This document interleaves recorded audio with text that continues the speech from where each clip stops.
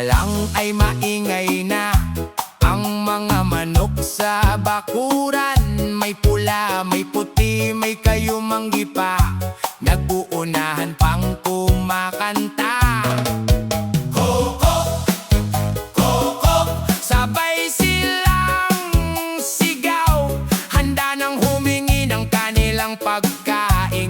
Isdang tuyo at kanin na bahaw ay kanilang paboritong ulam. Mga manok ng baryo, laging masigla, laging masaya,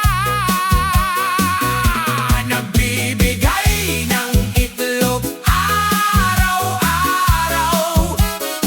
Salamat sa inyo, hindi namin malilimutan.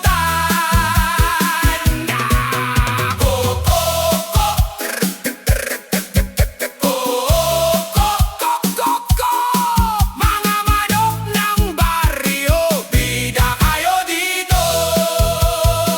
Pagdating ng gabi, tahimik na sila, nakatulog sa kanilang pugad. Ngunit bukas ng umaga, siguradong muling sisigaw para sabihing umagang maganda na.